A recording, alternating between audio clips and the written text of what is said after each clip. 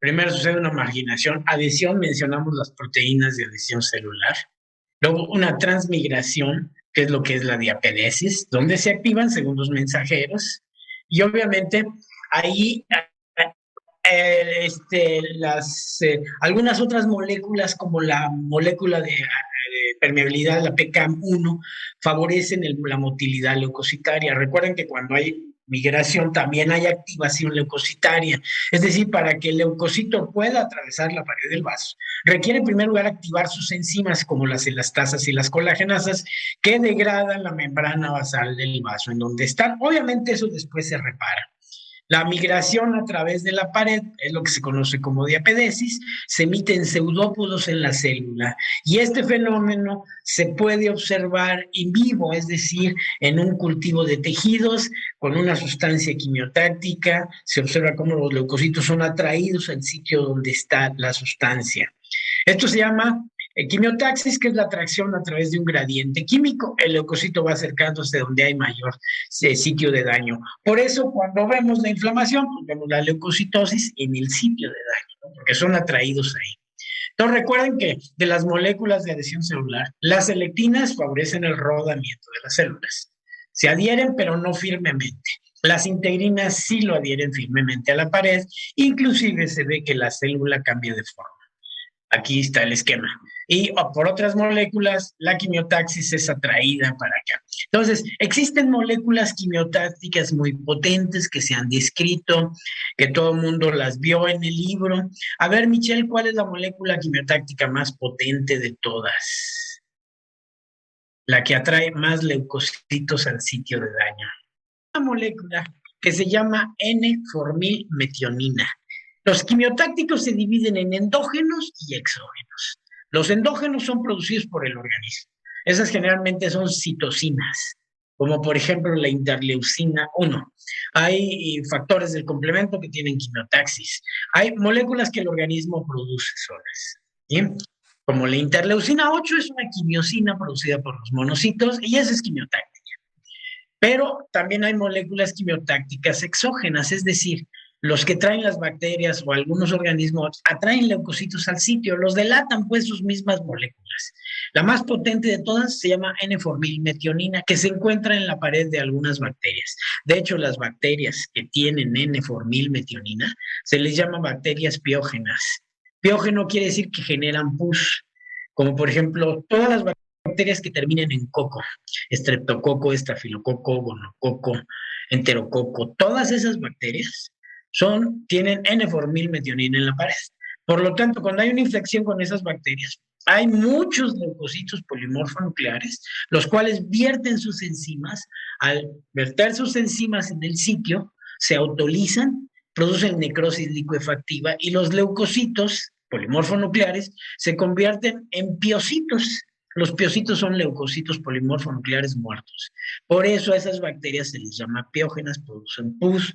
Un paciente con generación de pus tiene fiebre, tiene dolor en el sitio y tiene signos inflamatorios muy aparatosos. Entonces, por eso, el encontrar eso en un paciente, pues casi todo el mundo le da antibióticos contra estas bacterias, porque son generalmente gram positivas, no son bacterias que tengan mayor importancia desde el punto de vista bacteriológico, pero sí producen mucha destrucción tisular. Si dejamos, por ejemplo, que una apendicitis progrese, pues rápidamente afecta toda la pared del apéndice, produce peritonitis y el paciente puede estar en estado séptico, además, si lo dejamos que evolucione. Igual si es en el neumococo, el gonococo, lo que sea, producen exactamente lo mismo.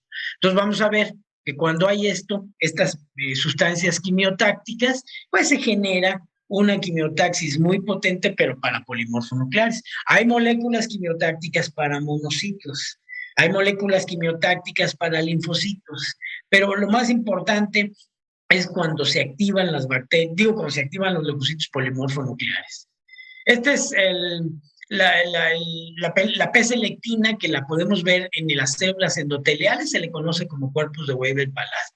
Está normalmente adentro de la célula y cuando se activa se pone en la superficie para que se adhiere el leucocito.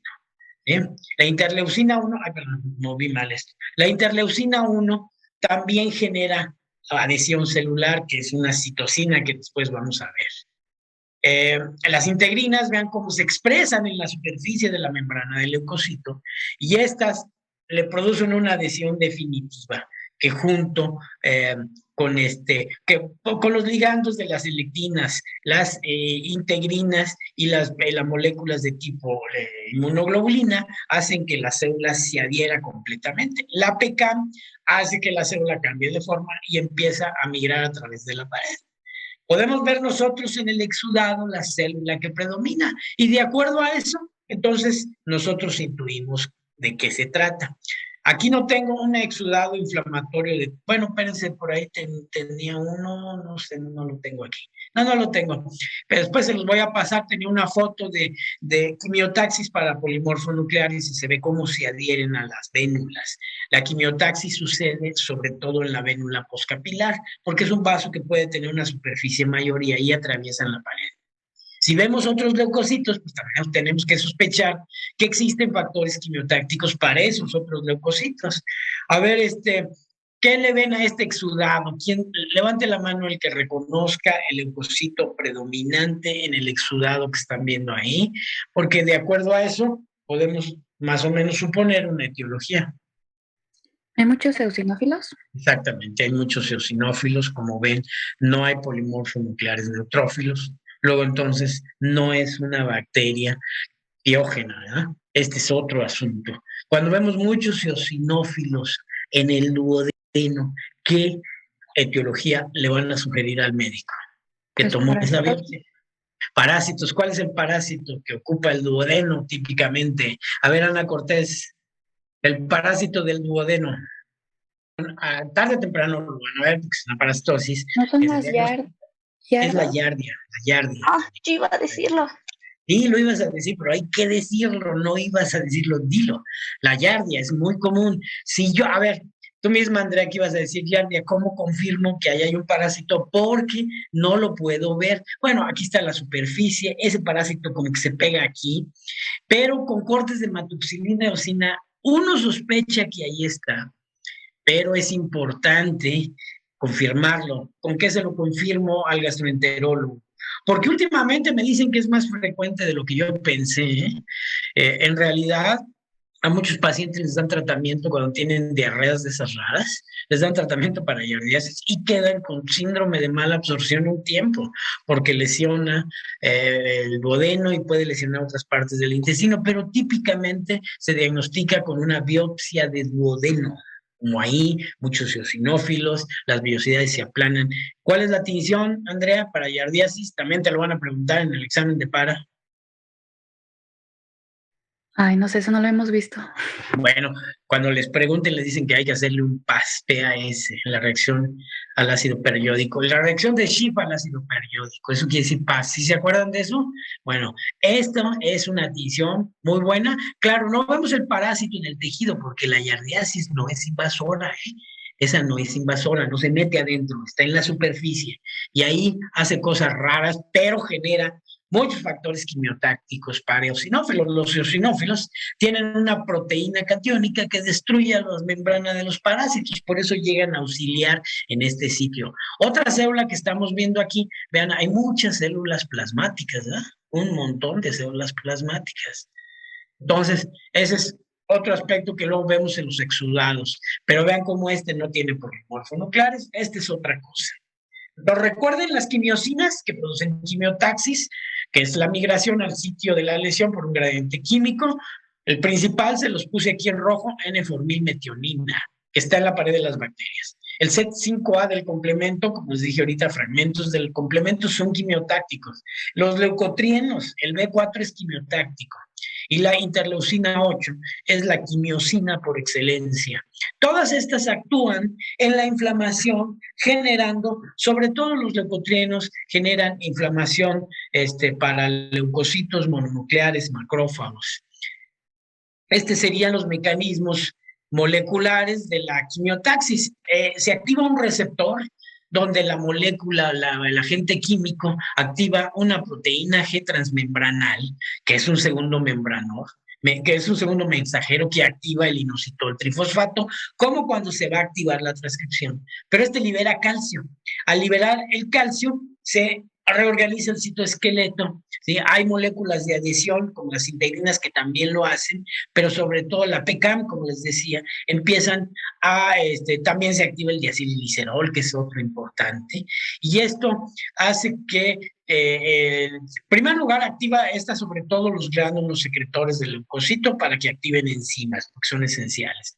Pero, sobre todo, la actina y algunas moléculas como la miosina permiten la reorganización con la formación de pseudópodos. Y estos pseudópodos hacen que el leucocito se desplace como si tuviera pequeños pies al sitio de la lesión. Esto es molecularmente lo que sucede. Obviamente les digo, hay una activación leucocitaria con producción de metabolitos del ácido araquidónico. Recuerden que el ácido araquidónico es un fosfolípido de la membrana que se deriva de los fosfolípidos que normalmente están en la membrana, que son abundantes, por una enzima llamada fosfolipasa A2. Esta genera ácido araquidónico. Ahorita vamos a ver los derivados del ácido araquidónico. Son moléculas proinflamatorias muy potentes. De hecho, cuando nosotros damos antiinflamatorios ya de manera concreta en algún proceso inflamatorio, generalmente lo que buscamos es bloquear a estos metabolitos porque son los más potentes en la inflamación. También se degranulan los leucocitos, secretan enzimas lisosómicas y activan la vía oxidativa que está aquí, ¿no?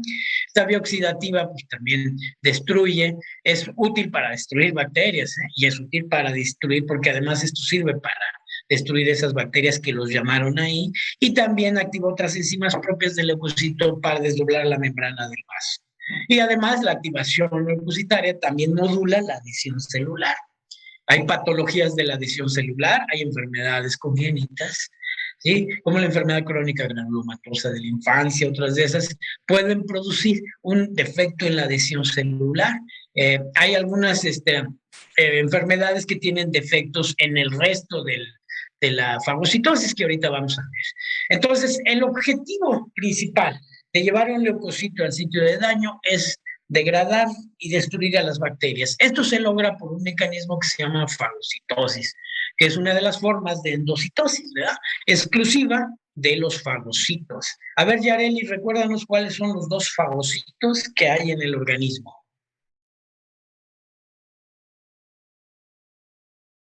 Los neutrófilos y los macrófagos. Exactamente, nada más son los neutrófilos y los macrófagos. Son las únicas dos células que se encargan de la fagocitosis. Recuerden que la fagocitosis es la ingestión y destrucción de partículas con muy alto peso molecular. Bacterias, parásitos, etcétera. Ahora, para, por ejemplo, poder fagocitar virus, que son partículas muy pequeñas, se ha visto que se requiere de otro mecanismo que ahorita vamos a revisar. Pero ahí se activa el inflamosoma, un complejo proteico muy curioso que forma fibrina, que atrapa los virus. Los virus como que los atrapan en una red y después los fagocitan los leucocitos y los macrófagos. Pero generalmente cuando vemos fagocitosis la estamos viendo en partículas muy grandes. Ahora lo importante de la fagocitosis, el objetivo final es la degradación del producto fagocitado. Si no se degrada, entonces la fagocitosis como que queda bloqueada en algún punto. En primer lugar, los pasos de la fagocitosis, recuerden que el primero es el reconocimiento de la sustancia que se va a fagocitar como una molécula extraña al organismo. Para ello, se tiene que opsonizar. La opsonización consiste en que se le adhieren a las bacterias o a los parásitos, lo que ustedes quieran, sustancias opsoninas, que es la fracción cristalina de la inmunoglobulina G inespecífica que anda circulando en grandes cantidades. Esa se adhiere fácilmente a estas superficies de las bacterias. A través de la fracción cristalina, los fagocitos reconocen que la partícula está opsonizada y que debe ser fagocitada. También la fracción C3b del complemento. Espero que ya hayan leído las moléculas del complemento, estas proteínas que se activan en cascada. Es muy importante para entender esto. También algunas moléculas llamadas colectinas. Estas colectinas también se adhieren a la superficie de las bacterias, en los residuos de manosa, y ahí se les pegan fácilmente y el leucocito tiene receptores para la fagocitosis. Vean, aquí están los receptores, estas son las opsoninas y entonces se les pegan a la superficie del leucocito o del macrófago. En este caso lo que pintaron es un macrófago. Una vez que se adhiere ahí en la superficie, se activan también segundos mensajeros y el leucocito modifica el citoesqueleto para formar como una cripta donde está la sustancia o la bacteria que se va a fagocitar. Luego se empieza a cerrar esta cripta hasta que se forma una vesícula rodeada por membrana que se llama fagosoma. El fagosoma contiene el microorganismo o lo que se fagocitó encerrado en una membrana. En ese momento se forman radicales libres del oxígeno.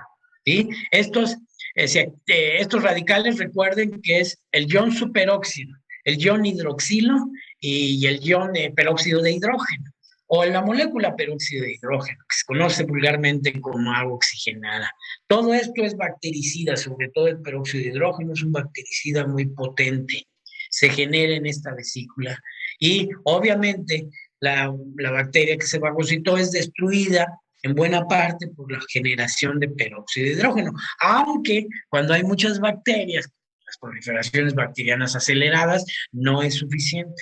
Entonces requiere de otro sistema que se llama halogenación.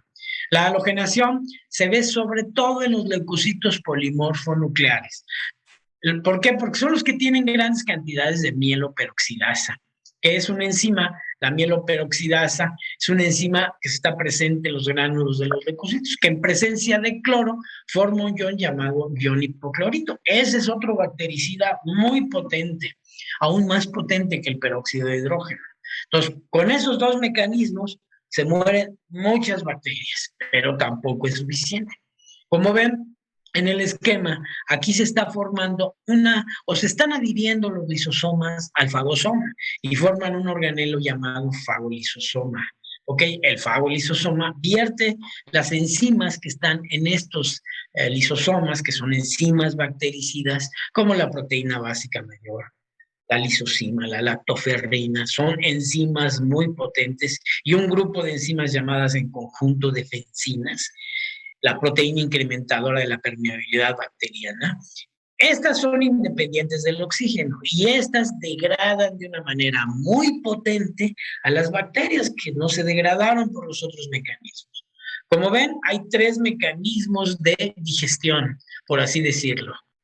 Los radicales libres derivados del oxígeno, el ion hipoclorito y las enzimas. Hay bacterias que curiosamente escapan a esa degradación y entonces el organismo tiene que echar mano de otros mecanismos que vamos a ver después para poder destruirlas. A ver, Mildred, ¿cuál es la bacteria que escapa a la fagocitosis y el organismo tiene que hacer otra forma de inflamación?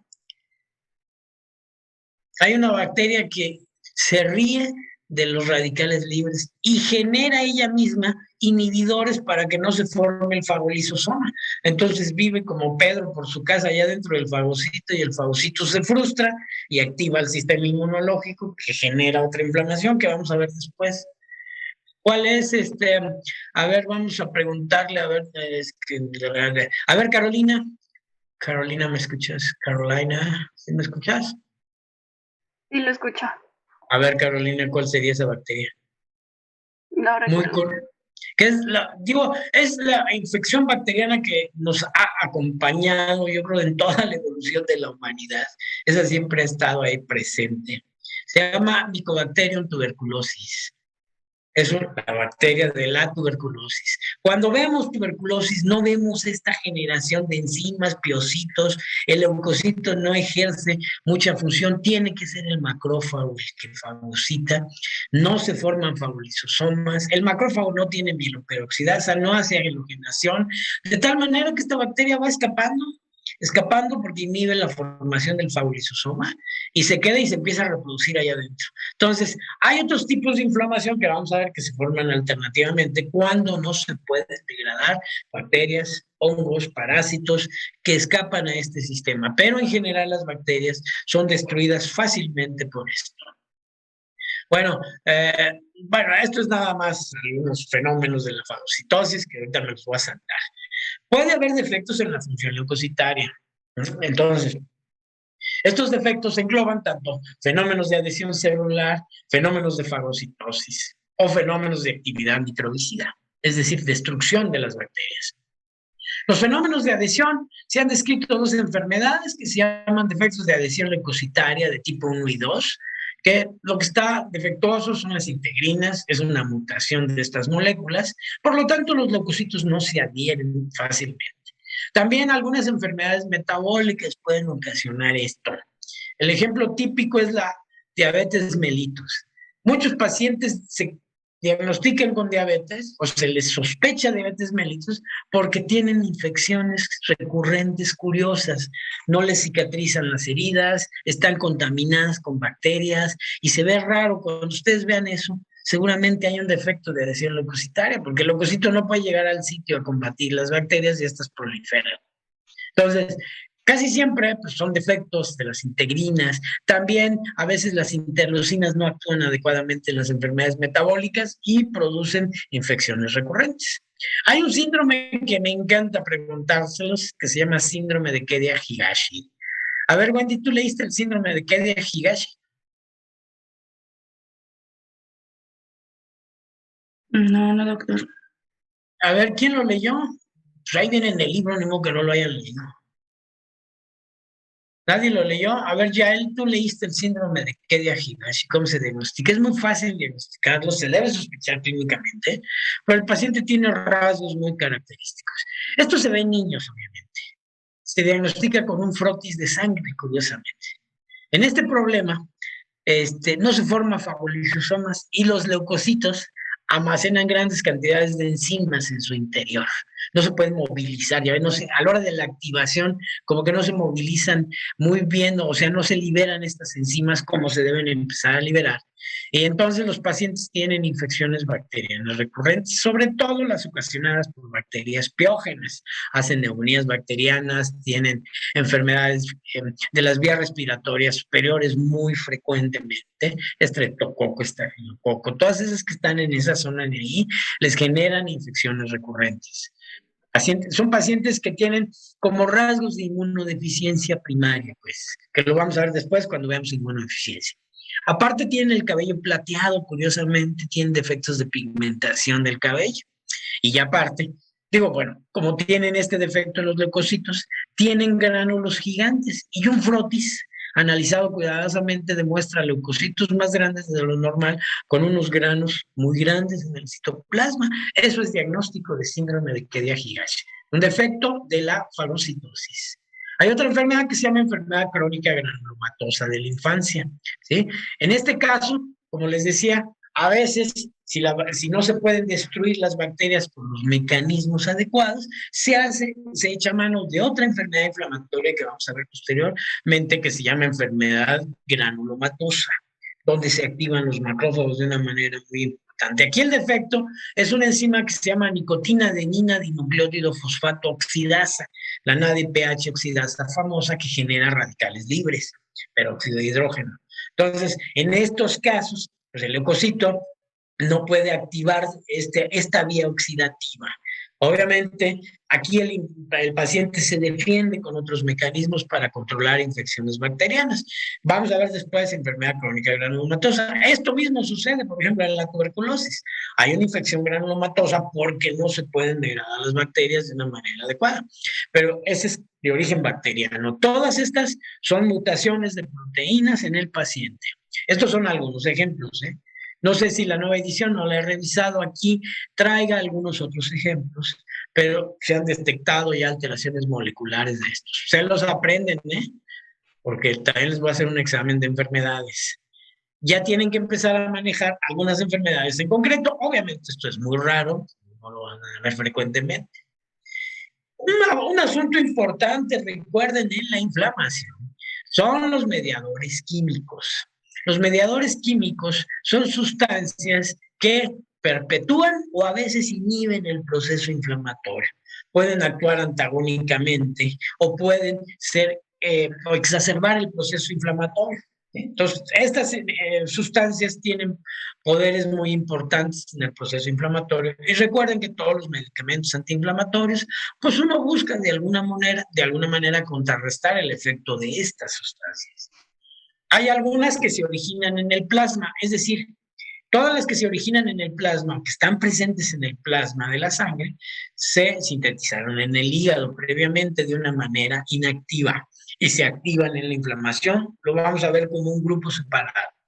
Hay otros que están ya sintetizados en algunas células que participan en la inflamación y están almacenados en los lisosomas. El ejemplo típico, la histamina en los mastocitos.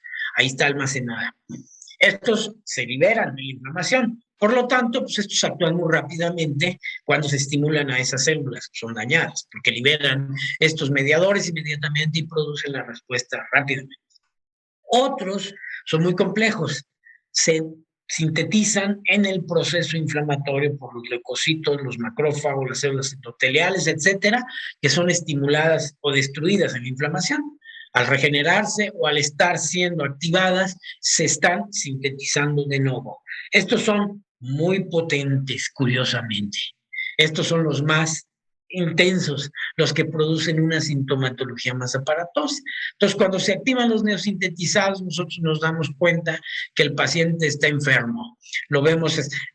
¿Cómo se ve un paciente con gripe? A ver, Mildred, con influenza. Pues como pálido o amarillo. Se ve fregado, hombre, esa es la palabra, lo ves bien fregado. Él no nada más te dice que está enfermo, tú se lo ves, dices, no, usted está bien fregado, aléjese por favor, ni se me acerque. ¿A poco no? Si el paciente trae un catarrillo ahí, que también es una enfermedad viral, a lo mejor nada más ves que estornuda y se hace a un lado, pero no lo ves amolado. En cambio, cuando tú lo ves amolado, que tiene cara de enfermo, que no está comiendo, que le lagrimean los ojos, que está rojo de la cara, que se queja constantemente, le tomas la temperatura y trae una fiebre de la fregada, quiere decir que se activaron estos mediadores, fíjate, los neosintetizados. Ahí está produciéndole un proceso severísimo. Si tú lo ves con catarrita y la nariz un poquito roja, estornuda, pero no le ves otra cosa, seguramente son estos que estaban almacenados y se liberaron. Entonces ahorita los vamos a revisar como grupos separadamente, porque tienen actividades muy distintas. Algunas son potencializadoras de otros son antagónicos, los bloquean. Entonces es importante separarlos y analizarlos detalladamente. Casi todos los mediadores actúan a través de receptores específicos en las células blanco.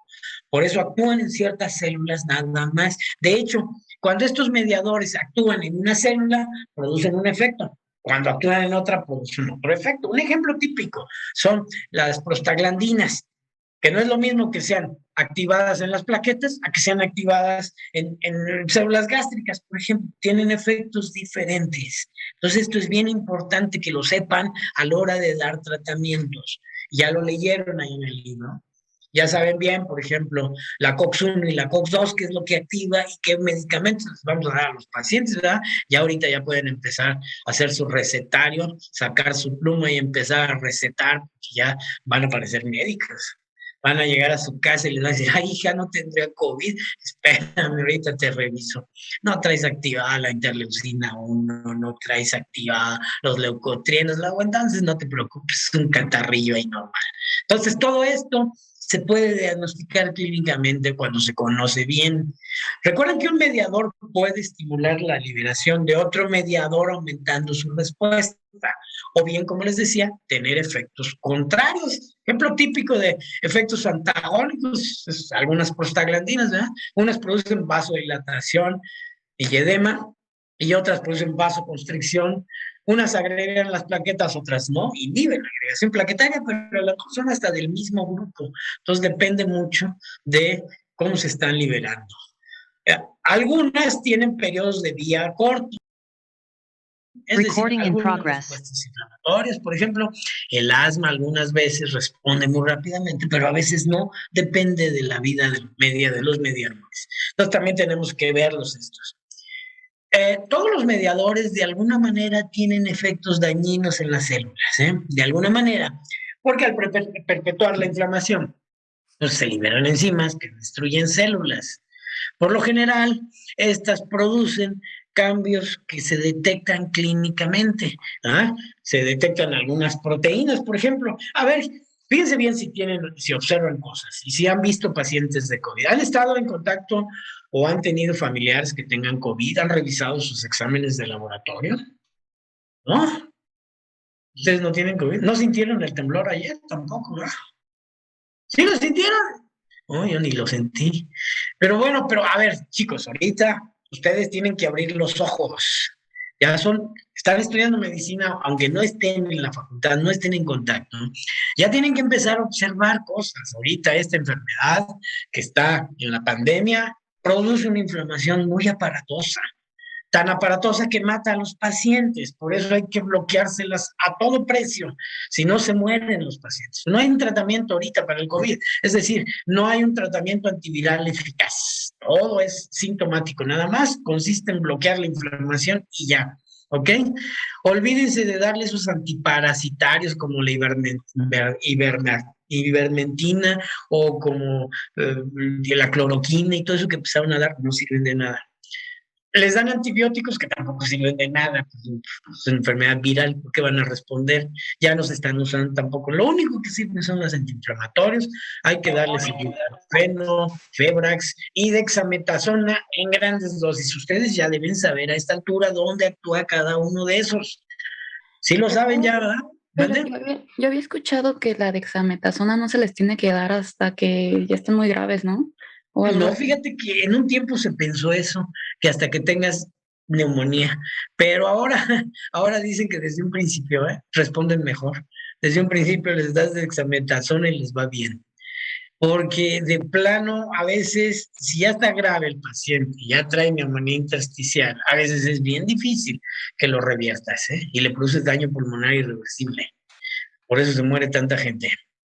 Entonces, ustedes han visto que ahorita en la inflamación se hacen pruebas de laboratorio para ver qué tan activados están estos mediadores. Muy fácilmente. Una, pues es la biometría hemática, le vemos una leucocitosis aparatosísima en estos pacientes. No traen 11,000 y 30,000 leucocitos. Ustedes nadie ha tenido COVID, ¿ah? Ustedes son como Superman, no les da ninguna enfermedad, no nada. Qué bueno que son sanos, todos se les ve cara de sanos, efectivamente. Nadie tiene cara de COVID, déjenme verles la cara, pero nadie tiene cara de COVID, nadie ha sufrido de eso, pero cuando vean un familiar de ustedes tenga COVID, por favor, se ponen un cubrebocas doble, una mascarita, guantes y van a verlo para que lo vean cómo está. Aunque les digan, no te le acerques, no, ustedes sí acérquense nada más con buenas precauciones, no pasa nada. Y vean cómo se ve un paciente con una inflamación aparatosa, no se les va a olvidar nunca en la vida, porque hay enfermedades que eso hacen. No nomás el COVID, pero ese es el ejemplo que ahorita es abundante. Salgan ahí en su fraccionamiento, en la colonia donde viven, en su pueblo, en su rancho, donde estén, y busquen pacientes con COVID. Va a haber por ahí muchos, y entonces véanlos. Y vean sus estudios de laboratorio. Hay una proteína que les piden que se llama proteína P, proteína C reactiva, perdón. La C reactiva es una proteína que se les eleva de una manera muy aparatosa. Es un reactante de fase aguda que se produce por estímulo de la interleucina 1, que está activa en estos pacientes. Entonces se eleva muchísimo y uno lo puede ir monitorizando. A medida que va bajando, quiere decir que está subiendo la inflamación. Si sigue elevada, quiere decir que el paciente no está respondiendo. Y váyanle buscando oxígeno, porque si no está respondiendo, lo va a necesitar tarde o temprano. Entonces eso ya lo pueden ir observando. Son fenómenos inflamatorios que van relacionados con todos estos mediadores. Recuerden que los mediadores hay que leerlos por grupos para que los vayan grabando en su cerebro en sitios distintos. Hay unos que todo el mundo conoce. Bueno, pues ahí las neuronas de la corteza cerebral son muy basales y eso es pues casi que por sentido común, ¿no? Por ejemplo, las prostaglandinas, todo el mundo ha oído hablar de ellas y sabe uno que el mejor bloqueador de las prostaglandinas, a ver cuál es, Encarnación, el mejor bloqueador de las prostaglandinas. Tú lo has tomado y lo has recetado miles de veces, no me digas que la aspirina, ¿no es? pues sí, la aspirina. Eso es casi sentido común, ¿verdad? No se necesita ni ser médico. Es más, la aspirina la venden en los centros comerciales, ya ni siquiera en las farmacias.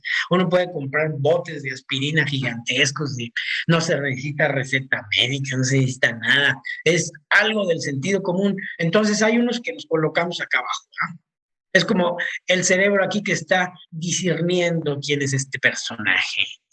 Aquí entiende que es una mujer, no se distinguen rasgos de la mujer, pero por el contorno de la distribución de la grasa, vemos que tiene caderas, que los hombros no son muy anchos, que la carita está afiladita, y decimos que es una mujer. No sabemos quién es, pero decimos que es una mujer. Se ocupan neuronas bajas de la corteza, que rápidamente, bueno, todo esto entra por la vista, pasa al hipocampo, el hipocampo discierne y conecta con neuronas específicas. Entonces, cuando ustedes activen esta parte del cerebro, van a activar mediadores generales, histamina, todo el mundo sabe qué es la histamina y qué es un antihistamínico, también lo han recetado como la aspirina, ¿verdad? Y si están enfermitos de algo, pues lo primero que se toman es un antihistamínico, porque eso les va a quitar las molestias de la histamina. Entonces, vean aquí, hay otros que son más sofisticados, que requieren de otras neuronas más sofisticadas y que requieren un razonamiento. Cuando uno ve ese razonamiento, empieza a ver los rasgos de la cara, vamos a ver si es mujer, si tiene cara de mujer, es mujer, dice uno, ¿no? Es como la ley de San Andrés, pues si parece mujer, pues es mujer, aunque podemos equivocarnos, ¿ah? Hay unos que parecen mujeres y la verdad no lo son. Tengan cuidado, chavos, porque luego se los encuentra uno por ahí y dice, ay, mira qué bonita, y resulta que no es mujer. Entonces, tenemos que entrar ya en un razonamiento un poco más superior en algunos mediadores.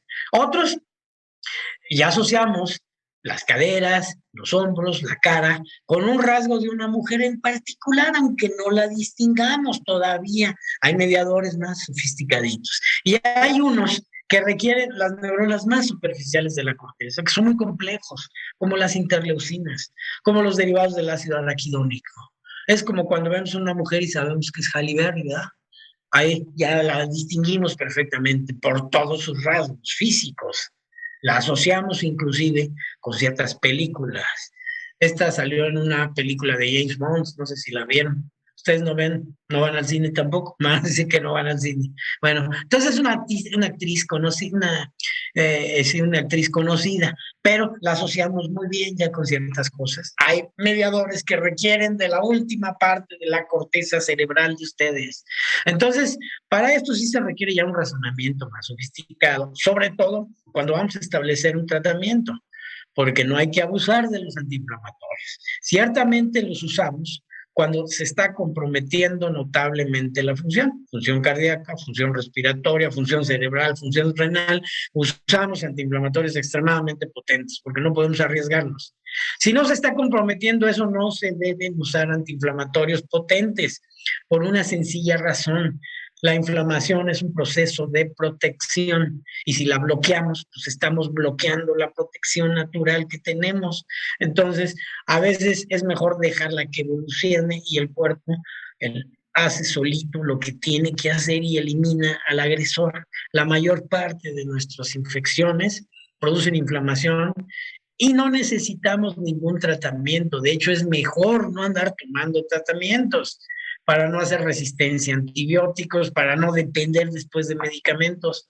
Y si recuerden, potencialmente todos esos medicamentos antiinflamatorios tienen efectos adversos potenciales, desde la aspirina hasta la dexametasona, pasando por antihistamínicos y de todo tipo que uno toma por ahí. Vamos a irlo recordando, no es una clase de farmacología, pero ya tienen que irlo dominando y relacionando fisiopatológicamente. Se los estudian todos para mañana. Ahorita voy a terminar la clase, porque tengo que ir a la Facultad de Medicina. Me citaron, no sé para qué, ojalá sea para decirme que ya lo cite allá, porque, pues bueno, no sé, ya cambiamos a semáforo amarillo y va a empezar a haber clases híbridas. Van a tener que ir a las prácticas. Recuerden que lleva laboratorio de patología. Ya se presentó el residente Sí, con el instructor con ustedes. ¿Ya empezaron las prácticas? sí, el lunes las empezamos. Bueno, Hoy tenemos entonces, otra. Pero todavía no son todos son en línea todavía, ¿verdad? Sí, por ahora. Esperemos ahora. que sí, ya. Pero ya pronto creo que van a empezar a hacer presenciales las prácticas primero y luego algunas clases. Bueno, nos vemos mañana. Se estudian todos los mediadores y los van a dominar para mañana, ¿sí? Y más o menos cómo se trata médicamente para bloquearlos.